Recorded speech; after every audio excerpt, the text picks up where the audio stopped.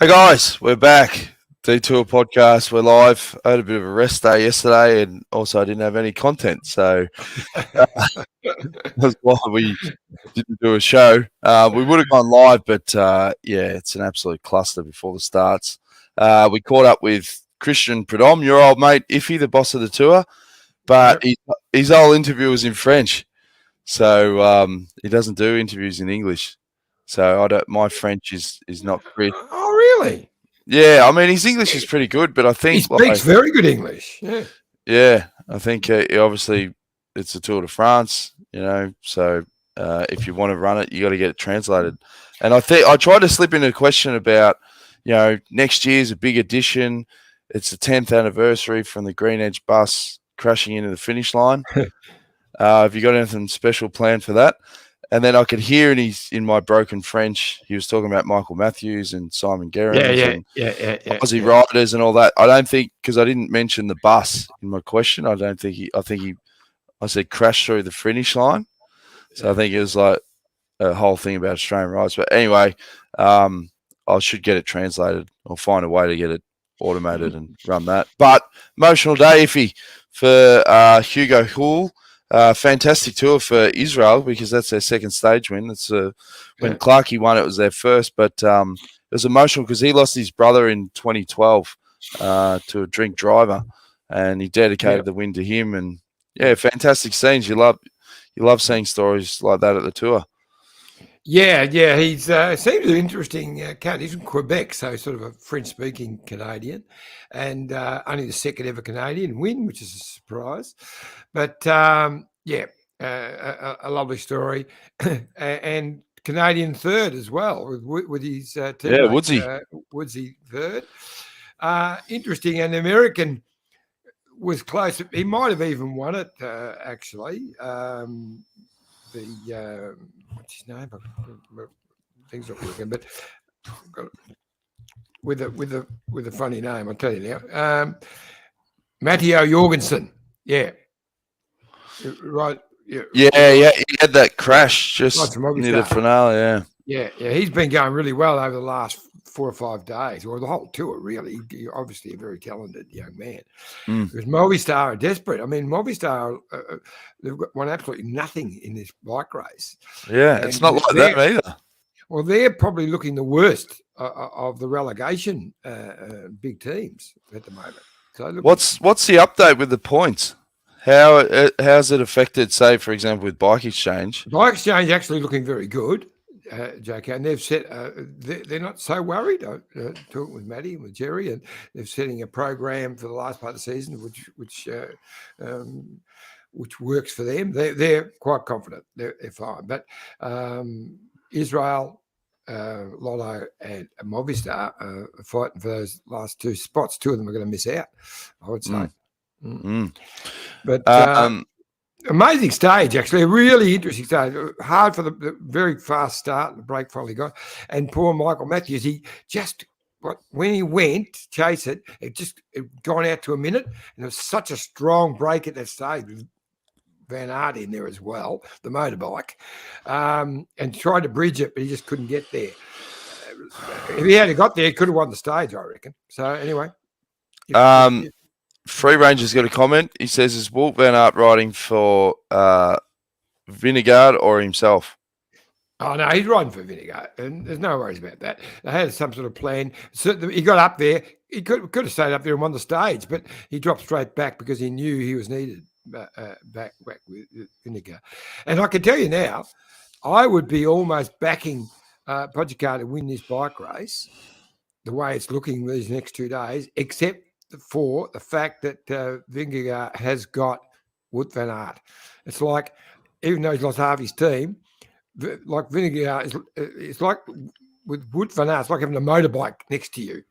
It's staggering. But even when, we knew Pogacar was going to try throughout the whole stage, I think he had like 4 or 5 attacks, and even on the descent there. I'm going to ask him this morning, is this purely the mental battle as well? Like these constant attacks, not allowing them to feel settled, because he knows that, it's unlikely he's going to He knew he wasn't Should going to get be. anywhere yesterday. He knew that. Yeah. But it's all about today and tomorrow, mate. Today, and today, tomorrow. Yeah. And that's what it's about. So these are seriously big days.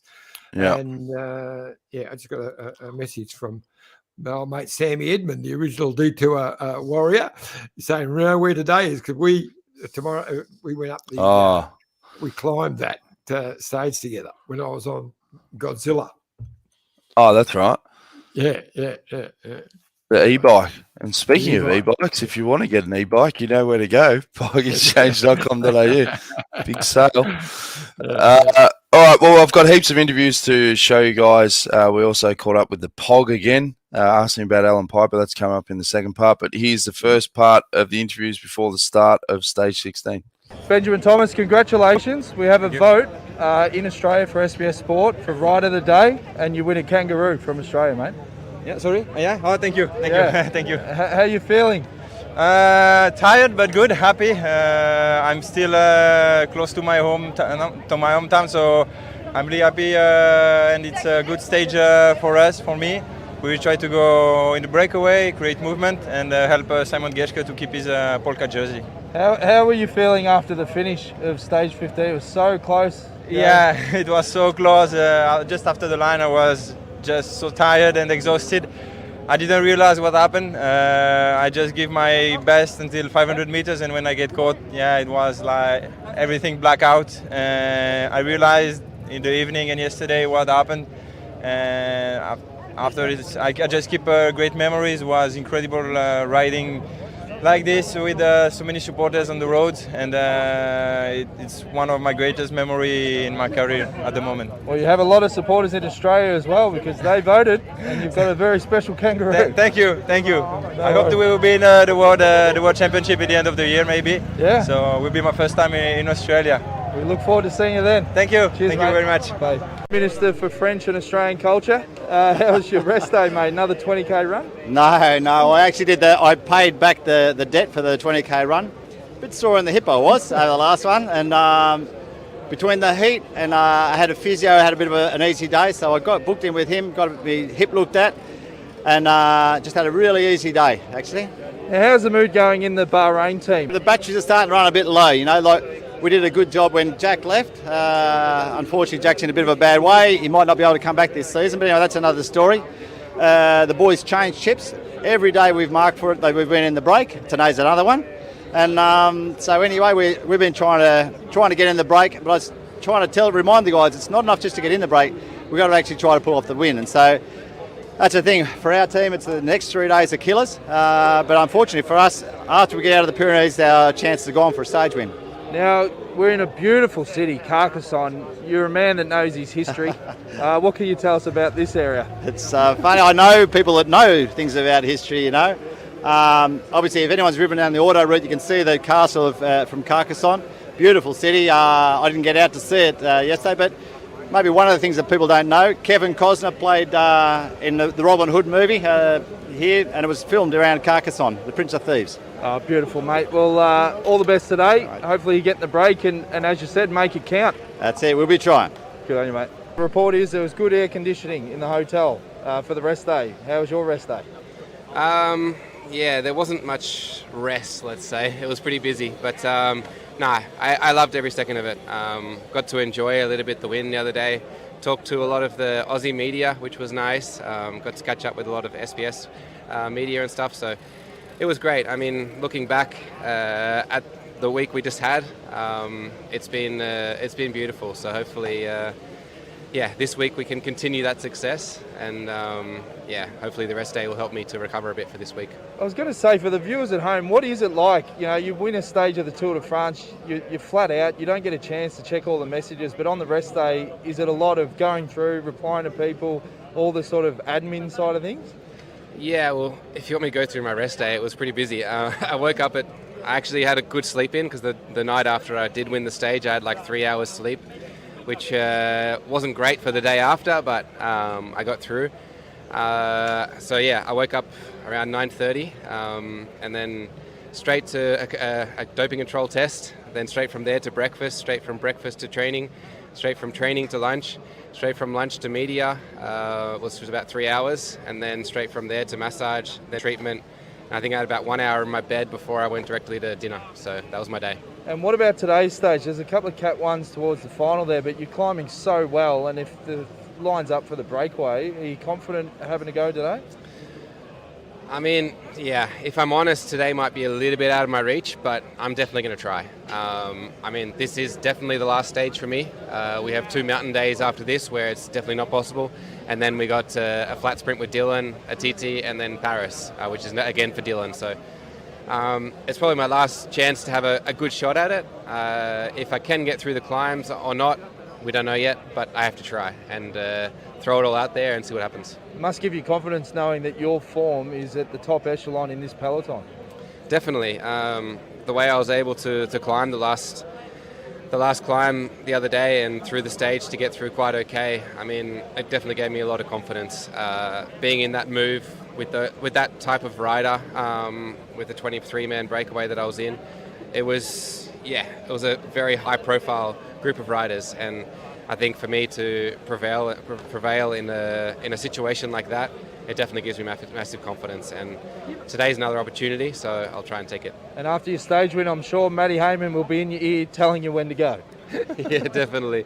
We haven't stopped talking about that since, and we've been actually trying to find a photo. If anyone can help us, we've been trying to find a photo of me and Matty when I first joined cycling and he came to Canberra to ride with us. If anyone has this photo of this period of mine and Matty's life, they could send it over, it would be great. We're trying to find it, but I asked my old coach, Glenn Doney, if he had the photo, because he was our coach at the time. We did a lot of training camps together that year, so maybe someone has a photo somewhere. It would be great to track it down. Well, it's a theme of the tour, because there's that great one with Nick Schultz and Whitey, so we might as well keep it rolling. Yeah, that one was a massive hit for the fans and for the crowd. So, I mean, if we can find that photo of me and Matty, it would be great. Well, good luck today, Bling. As we said, your form is great, so all the best. Thank you very much. Thanks, guys. Matthew White, how was your well-deserved rest day? It was good. It was good, mate. We were in the same hotel as we were last year, and it was a nice, relaxing day. No drives or anything. We were 4K from the start, 4K from the finish, so it was a nice day. Got a good run in and reset for what we got a pretty heavy 3-day block first coming up. Now, today's stage, you must be excited given that you got one of the best climbers in the race, Michael Matthews. Well, today's a day that a lot of teams want to be in the breakaway, because if you look at the next 3-day block, today's a day that multiple guys could win from, whereas the 2 days after that, it's going to be pretty selective for your climbers. So there's a lot of teams who will be desperate to make the breakaway today, and we want to be in there as well.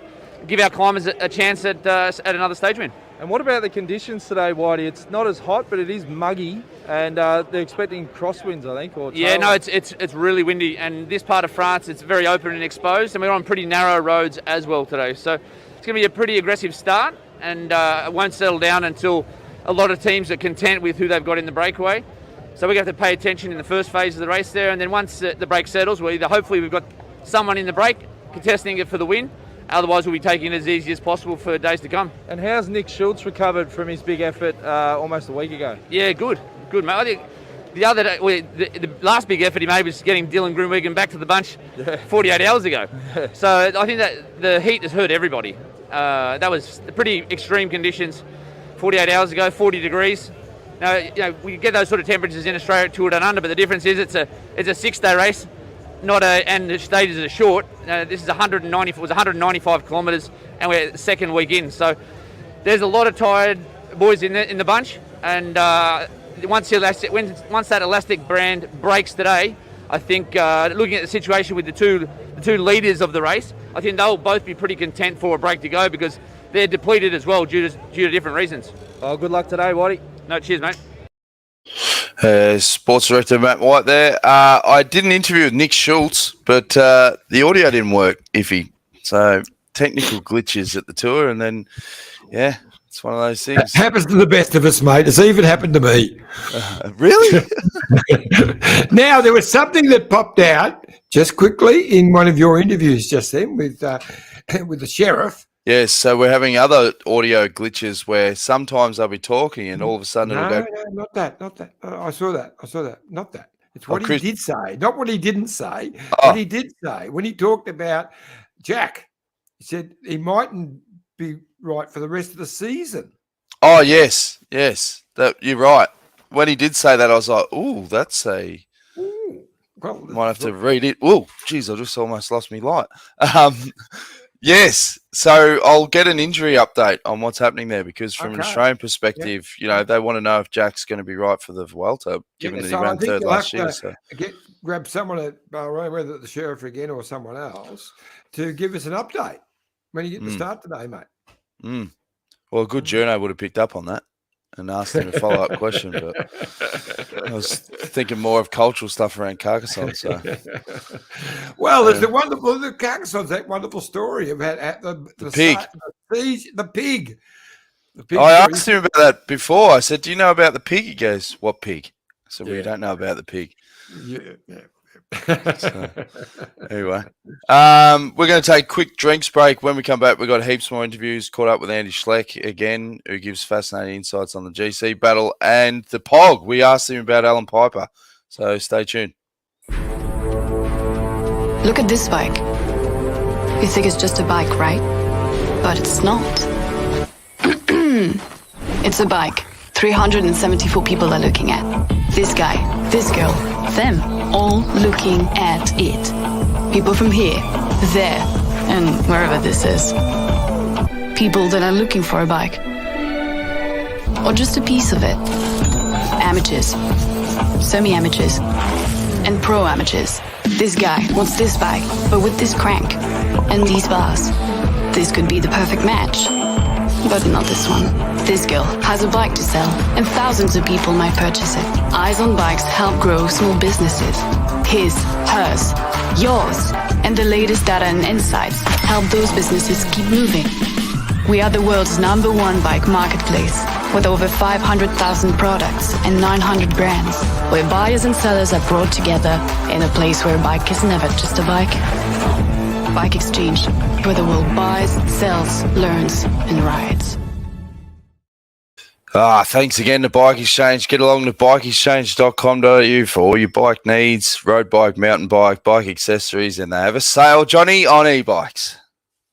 They've got an amazing sale on e-bike. They got one up there. It was only like about $400, and it was $400. I couldn't believe all the facilities it had. So, yep. Get along. Definitely worth a look. Get along. Yeah, yep. Little doggy, get along. But no matter where you are in the world, jump on bikeexchange.com and you will get the best deals on offer. All right, well, here's the second part of the interviews before the start of stage 16. Jasper Philipsen, how was your rest day given you won your first Tour de France stage? Really good. The rest day came at the right moment. Big 3 days ahead. Is it just pure survival, finding the Gruppetto and then stage 19? I think that's the biggest goal, and then on Friday I see another opportunity, and of course on Sunday as well. And how have you found the heat in the race so far and managing the weather conditions? The heat is really tough, but I think we can do the maximums to stay as cool as possible. Well, good luck. The next 3 days and then stage 19, it's a good one for you. Thank you. Caleb Bjorn, how was your rest day? Yeah, it was nice actually. I needed it, so it was good. Does it make it harder with the bubble situation where you're pretty much just locked in your hotel, yeah? Well, I mean, we get to go out riding, but other than that, yeah. But I mean, most of the time you stay in your hotel and rest as much as possible anyway, so it's all good. And sleep is a big key. How many hours did you clock up? Well, I actually got drug tested in the morning, so they woke me up. Oh, no. I know. The 1 day off, but anyway, it's part of it. But I don't know, probably got like 8 or 9 hours. Oh, that's solid. Yeah. Are you a rider that likes to go for a spin on the rest day to make sure that you don't get sort of blocked up on the next stage? Yeah, I mean, usually I do, but to be honest, I haven't found like the key to being good after the rest day because I always feel pretty bad, which isn't ideal because I think today we're going to have crosswinds straight up and then straight into a climb. So yeah, not looking forward to the start today. And it's obviously a big 3 day block. Is it just purely in survival mode, Gruppetto, just stay focused day by day? Yeah, I mean, there's points in the stage that you obviously want to get to, like I mean, ideally, I would get over the first few little climbs at the start, and then I think we have like quite a long flat section before the big climbs start. And if you get to the big climbs in the bunch, then you should be all right. But yeah, sometimes I haven't been able to get to the big climbs in the bunch, so it's been pretty hard. But I think, yeah, I hope today the legs are all right and I can get there. And I suppose one big bonus as well is you've still got 8 riders. You've still got a full support. Yeah, yeah. I mean, it's been great to have the full team still here, and yeah, hopefully get through this 3-day block, and then we have 2 sprints coming up. So yeah, it'll be about getting there as fresh as possible. Well, all the best, mate. Cheers. Andy Schleck, the GC oracle of this race. Big 3 days ahead. What are you expecting, particularly from Pogačar?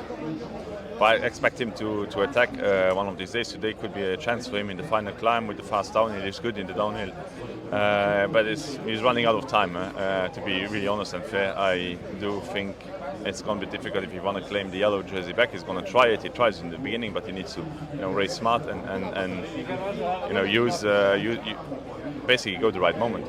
Obviously, Jumbo Visma had a lot of bad luck on stage 15. How big is the loss of like Roglic and Kruijswijk?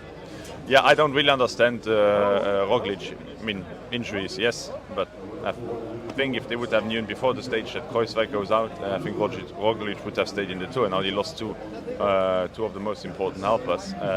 But you have Van Aert, which is, replaced 6 other guys with his quality. But it's fairly reduced the team, and I do think it might be a possibility for other teams to attack them. We have Ineos is complete. What are they going to do? Are they going to go in for the third place for Paris? I don't think so. I think we will see a move from them, and then it might be Pogačar the winner out of a situation which is played by Ineos. And just finally, does it cause a lot of stress when you have the yellow jersey, like little niggly crashes and things like that? Do you feel pressure mounting on Jumbo? I mean, you crash. This is a tour. It's cycling here. You crash. I mean, there's no tour where I was not down at least once. But most of the time you get up and there's no problem. When you're in the yellow jersey, you're on the TV. And then the yellow jersey crash is different than when you have no yellow jersey. But the stress is more, after the stage, the podium ceremony, anti-doping controls. It takes time. So if you get the jersey early, in the end of the tour, it's 1 hour every day. It's 21 hours. It's 1 day more where you spend, with press and ceremonies, and that is, of course, stressful and it uses you. Oh, well, big couple of days ahead, mate. I'm looking forward for the Pyrenees. Now today, I think that most of the riders they just try to stay on the bike and then survive, but a very hard tour so far. Today it's shaping up to be a heavyweight title fight at the moment. Big 3 days ahead. You're going to throw a few more punches on the Cat 1s today? Yeah, we tried to throw some punches, and I hope for good legs on the climbs, and I hope for to get some time back, and I will try my best. There's an Australian connection to your success at the Tour, of course, with Alan Piper. He was a big influence in 2020. Do you miss him in the team car? Oh yeah, a lot. He was one of the best DS I ever had, probably the best, and I really miss him. He was in 2020. He was so good with the tactical plans and everything in the bus and with the programs and all, and it was just perfect tour back then. Has he been sending you messages this year to say, hey, today, conserve your energy, mate? Yeah, he sends me some text as much as he can, and I'm really happy to read his messages, and it gives me boost, motivation, and I hope I can try to fight. Good luck, mate. Yeah, great words there from the Pog about Alan Piper, because he is missed. Like, as we've talked about on the show, how Alan would have raced the tour. He probably would have reined him in a little bit more, but, is what it is. As much as he could. He's a very hard man to rein in. Even that year you're talking about, 2020, he couldn't rein him in completely. But anyway, he's a racer. But and I'm looking forward to today and tomorrow, or today for today. But look, interesting what Andy had to say about Roglic too, because when you first brought it up, I didn't know the extent of his injuries, and I just said, well, look, it's hard. You can't imagine Roglic pulling out just because he's not feeling 100%. But the more I've read since then, it seems to be that they made a decision.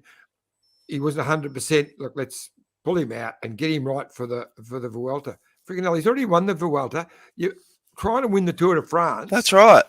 Now, because all I said was it must be worse than that.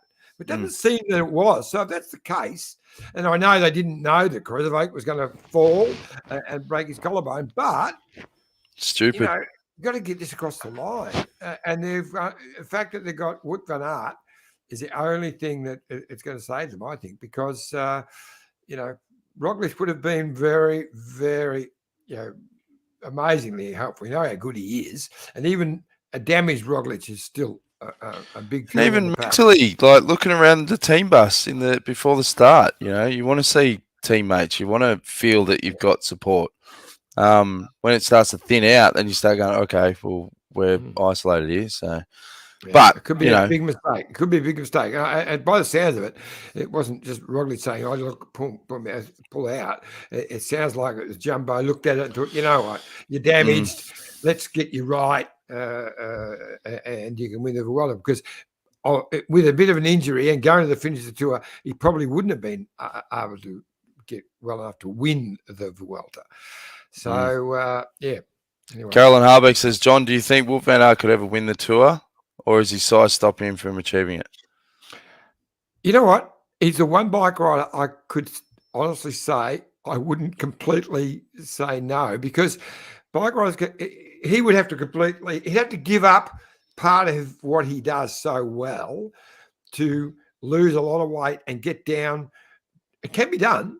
He has got the engine. Get the power to weight ratio right. Yeah, there's no doubt that his engine and all his abilities, he could win the Tour de France, but he's not a youngster anymore, and it would need a full year, and he's not going to do that. He's not going to give up, because I think he could just be the best bike rider I've ever seen. And so it's an amazing.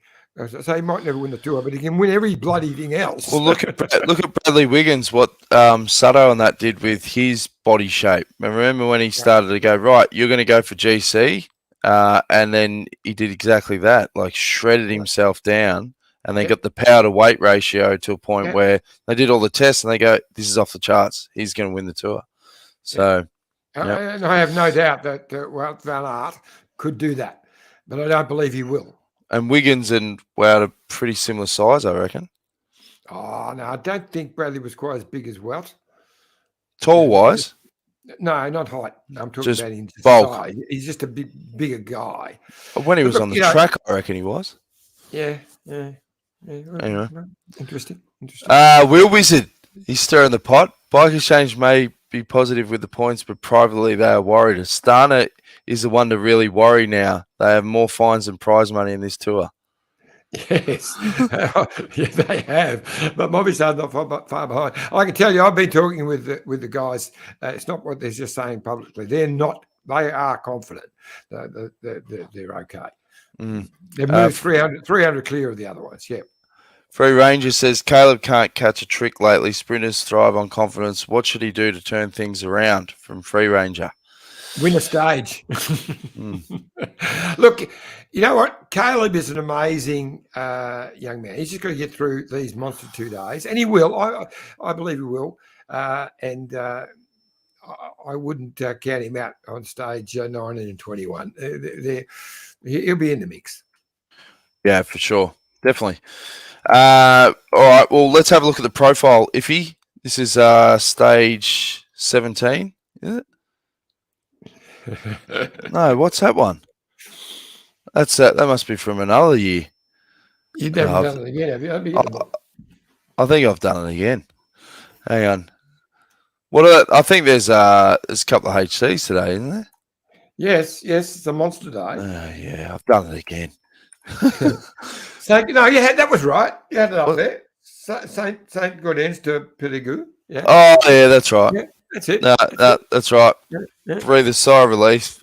We've got Cat 1, Cat 2, and 2 Cat 1s to finish the stage. The hate season tomorrow. Tomorrow.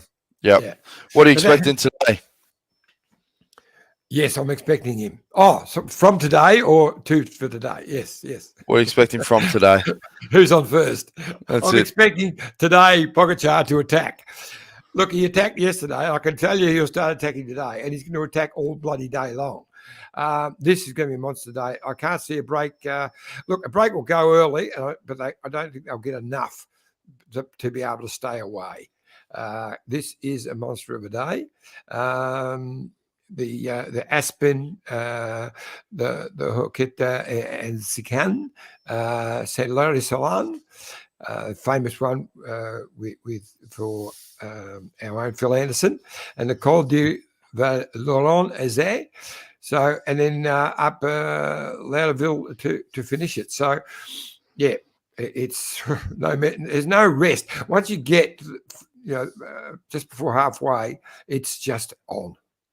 Will Wizard says, well, it won't lose weight because he makes a fortune from cyclocross. So there you go. Yeah, true. And plus, he wants to win, the more classics. Paris-Roubaix, he can win Tour of Flanders, he can win them all. All right. Well, that's another big episode of The Detour. Thanks for all your support. YouTube.com/The Detour podcast. We'll be back again 4 p.m. Australian Eastern Standard Time. Definitely tomorrow. Who's your tip for the stage, Iffy? That's an interesting one, isn't it? I think it'll be one of the good climbers that are just dropped a bit further back now. Someone like, haven't had a French winner, so David Gaudu. Well, Bardet lost a bit of time. He was the big loser. Yeah, I think he looked, and he didn't look right. He didn't recover from that. No, he doesn't look too good. Gaudu, I believe. I'll tell you who looked really good yesterday was our little Aussie mate, Michael Storer. He looked very strong. He did a lot of power work for his teammate. He ran second, and finished just behind them. So give him a chance if he can get up the road. Carolyn Hartwick, Quintana. Yeah, good ride yesterday, but Quintana's too close on GC, so they're not going to let him go, I don't think. Like he's on fourth in the bike race now. But, I'll give Michael Storer and Gaudu are my two picks. I did ask Christian Prudhomme when Pogačar cracked on that climb and lost time, surely you were thinking, oh, this is so good for the TV coverage.